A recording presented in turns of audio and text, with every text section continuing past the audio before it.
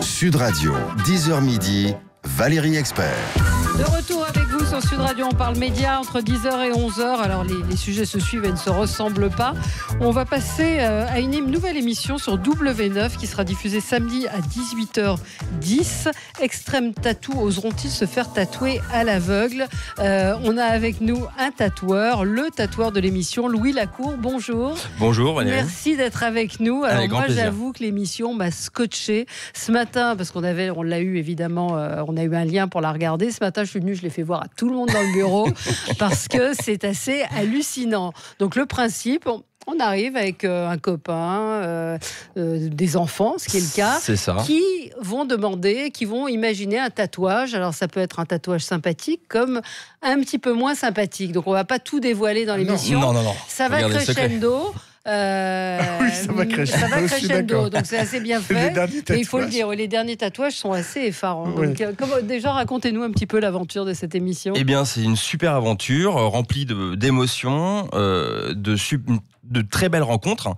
Donc après le concept. Mais vous acceptez, vous de tatouer n'importe quoi? Alors, j'accepte beaucoup de choses, mais pas quand ça sort un petit peu, quand c'est trop axé sur la bêtise. Voilà. D'accord. On essaie quand même de rester axé sur des motifs un peu sympas, un peu fun. On va plus jouer sur le fun que sur le côté un petit peu trop burlesque ou vous voyez. Ouais, enfin le fun, le troisième. On peut pas révéler alors, parce que. Oui, mais alors déjà eux ils étaient un petit peu fous, donc c'est pour ça qu'on s'est permis de faire quand même. Vous voyez avec la personnalité des gens, comment ça se passe justement quand on est tatoueur? Parce que le principe de l'émission quand même, c'est il joue vraiment le jeu, c'est ça. C'est ça, voilà. Alors déjà il faut que le candidat joue le jeu. Après il sait peut-être à quoi s'en tenir aussi puisqu'il est là.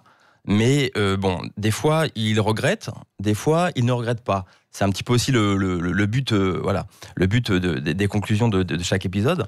Mais c'est vrai que, en fonction de la personne et du type de personnalité, on arrive à s'adapter par rapport aux motifs qu'on va réaliser sur eux.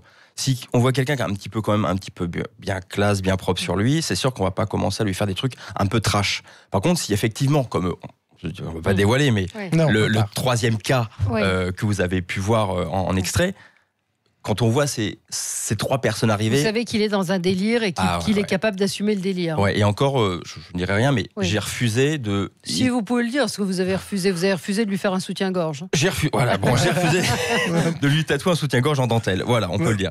Mais vous comment on vous a proposé l'émission en disant voilà, il y a des gens qui vont venir et puis on va faire un tatouage à l'aveugle.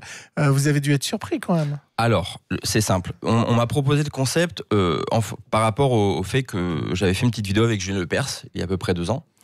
Et donc ils m'ont retrouvé grâce à ça. Après. Vous connaissez des stars, dis donc. Ouais, je connais. Vous l'avez tatoué? Alors je n'ai pas tatoué Julien, mais non, j'ai pas tatoué Julien, mais bon, c'est vrai que cette petite vidéo a fait un petit buzz et ça m'a permis un petit peu de sortir du lot et d'être un petit peu plus visible sur les réseaux.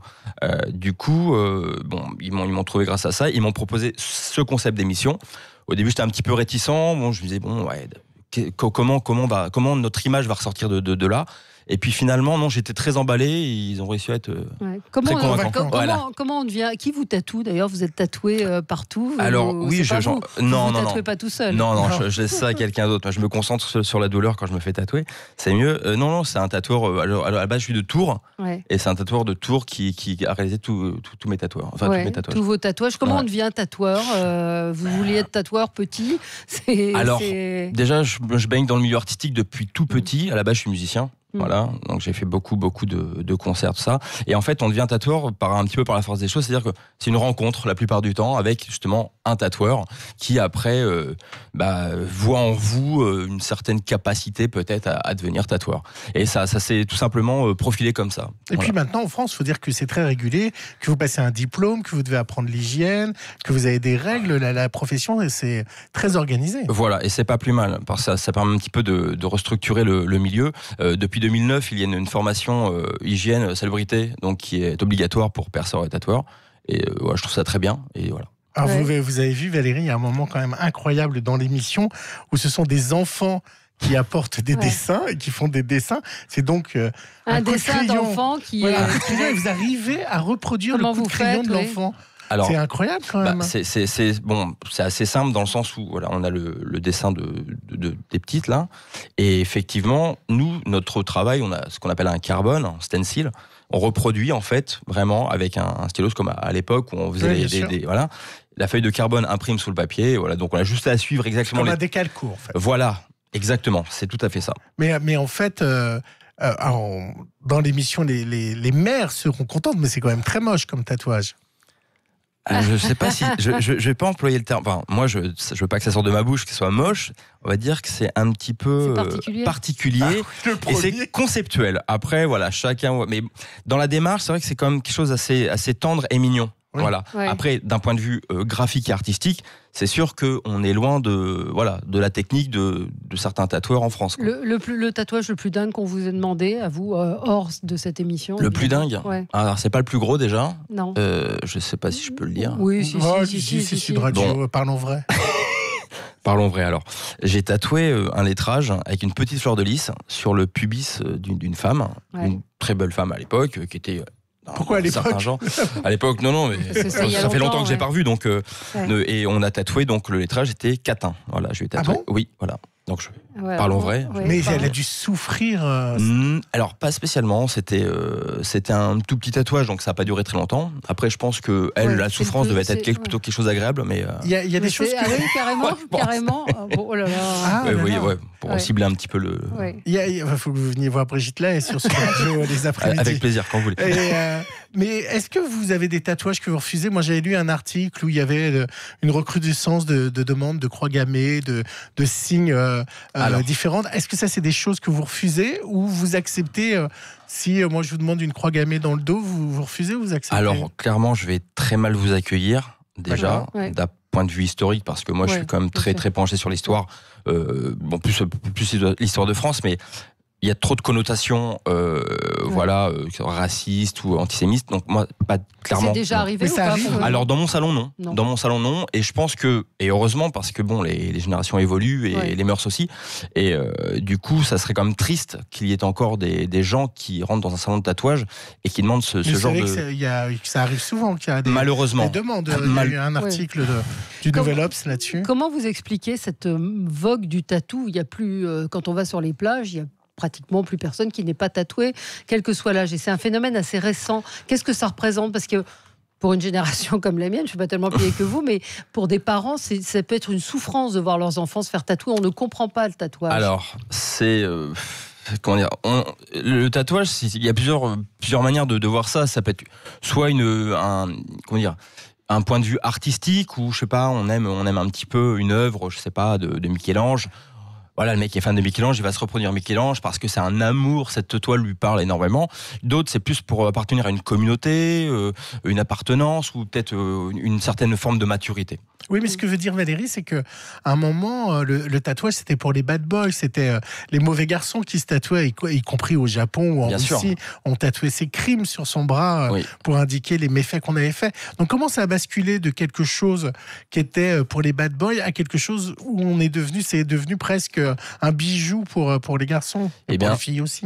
Moi, je pense que c'est plutôt le côté un peu rock'n'roll, un peu fun. Ah, c'est les chanteurs qui l'ont amené? Ouais, je pense. Ça vient, en tout cas en France, ça vient quand même pas mal de la musique. Et c'est vrai qu'il suffit qu'il y ait quelqu'un d'un peu médiatisé à l'époque, je vais dire dans les années 70-80, où là, on commençait un petit peu à ressortir du côté bad boy. Je sais pas, imaginons, à l'époque, Balavoine aurait fait un chœur avec Maman. Donc forcément, la clientèle de Balavoine aurait fait le même. Donc du coup, ça suivait un petit peu comme ça. Et au final, ça s'est démocratisé. Plus les techniques du tatouage qui évoluaient, plus tout ça. Les deux tatouages les plus copiés, Valérie. Alors il y a la fraise de Katy Perry. Qu'elle a sur une cheville, c'est un des tatouages les plus copiés. Et puis il y a la date de Rihanna qu'elle a sur le creux de l'épaule. Tout le monde met sa date à la manière de Rihanna. Rihanna nous a porté beaucoup préjudice dans le milieu. Je veux pas dénigrer après les goûts de chacun, mais c'est vrai que surtout la chute d'étoiles. Ah oui, aussi la chute d'étoiles de Rihanna. Elle a une magnifique constellation dans le cou. Et les gens vous demandent la même chose. Oh là là là. Et pourquoi vous soupirez? Pourquoi c'est Parce que c'est en fait, déjà d'une, son tatouage était très petit. Nous, on essaye d'expliquer aux gens qu'il y a quand même certaines manières de faire les tatouages pour qu'ils vieillissent bien. Et c'est vrai que là, pour le coup, on a une demande, une recrudescence. Il y a beaucoup de gens qui regrettent. De moins en moins, mais il y en a qui regrettent plus leur tatouage fait il y a 10-20 ans. Voilà. Ouais, est-ce que certains candidats de l'émission ont demandé à que vous refassiez un tatouage par-dessus? Oui, bien sûr, ça arrive régulièrement. Dans l'émission où ils ont tous gardé leur tatouage? Sur tout ce qu'on va voir sur la série. Tout ce que vous allez voir dans la première saison, effectivement, on a eu des recouvrements. Ah. Ouais. Voilà la question que je vais poser. Dont un, je n'en dirai pas plus, qui était très très très fort en émotion. Ouais. Voilà, qui n'a pas été facile. D'accord. Même pour nous. Bon, donc c'est un bon teasing ça pour écoutez, faudrait être là. Hein. Oui, et vous, Valérie, si je faisais un tatouage à l'aveugle, vous voudriez pas faire l'émission? Non. Non, mais je vais bien le faire pour vous. J'aurais assez confiance. Oui. Non, je devrais pas. Je suis pas sûre. En fait, c'est une émission qui teste la confiance aussi. Ah, faut avoir confiance en ses amis, en sa famille, en ses enfants. Oui, absolument. Voilà. Faut accepter le truc. Mais vraiment, regardez-le parce que c'est scotchant. En plus, on découvre votre métier, on vous voit travailler. Et puis, c'est en tout cas tous les gens à qui je l'ai montré ce matin sont restés absolument fascinés parce qu'il y a une histoire, il y a des histoires humaines aussi. Voilà, c'est ce qui est important, c'est que dans chaque cas, il y a forcément des émotions, il y a beaucoup de rire. En fait, l'émission est vraiment basée sur le fun, sur l'émotion. Et voilà. Merci beaucoup, Louis Lacour, d'être venu ce matin sur Sud Radio. Donc, ce sera samedi à 18h10 sur W9. Extrême Tattoo, oseront-ils se faire tatouer à l'aveugle? Allez, 30 secondes pour convaincre. Sud Radio, le 10h midi, les médias. Vous avez 30 secondes pour convaincre. Alors, ce soir sur W9 à 21h, match préparatif de la Coupe du Monde féminine France-Allemagne. Rendez-vous donc sur W9. Alors, c'est important, Valérie, vous savez pourquoi? Parce que hier, on est juste à 100 jours hier de la Coupe du Monde féminine qui va avoir lieu en France. Donc, ce sont des matchs très importants. Alors, Karine Galli va nous convaincre de regarder. On affronte l'Allemagne ce soir à 21h. Bonjour à tous, c'est Karine Galli. Effectivement, l'équipe de France a un nouveau rendez-vous important. Ce soir, les Bleus de Corinne Diacre affrontent l'Allemagne. Alors, lors du match précédent, vous vous souvenez, elles avaient été exceptionnelles face aux États-Unis. C'était la première nation du monde. Et bien, ce soir, c'est la deuxième nation du monde qu'elles affrontent. On rappelle que l'Allemagne est championne olympique en titre. Donc, les Bleus ont encore un énorme test. On est à 100 jours de la Coupe du Monde. Tout va bien du côté de l'équipe de France. Il faut juste continuer à engranger les victoires pour arriver dans les meilleures conditions pour cette Coupe du Monde qui se déroulera en France. Donc je vous donne rendez-vous à tous ce soir dès 21h sur W9. Eh bien, nous y serons. Ce soir, il y a également Léo Mattei, donc qui cartonne sur TF1, envoyé spécial. Sur France 2, La couleur des sentiments, très beau film sur France 3, mais qui est déjà passé pas mal. La famille Bélier, qui pourrait très bien marcher également. Enquête sur l'île des Moaïs sur France 5. Thanksgiving surtout sur Arte. Moi, je crois qu'il y a Thanksgiving à regarder. Envoyé spécial, ça peut cartonner parce qu'ils font un sujet sur les 80 km/h. Or, c'est un sujet très polémique. Et la semaine dernière, ils avaient fait l'Aude. Ils étaient arrivés en deuxième, mais évidemment, celui qui va arriver en premier, c'est Léo Mattei. Léo Mattei, la famille Bélier, envoyé spécial. Peut-être on peut avoir une surprise avec la famille Bélier. On verra ça demain. Merci à vous. On se retrouve dans quelques instants pour commenter l'actualité. À tout de suite sur Sud Radio.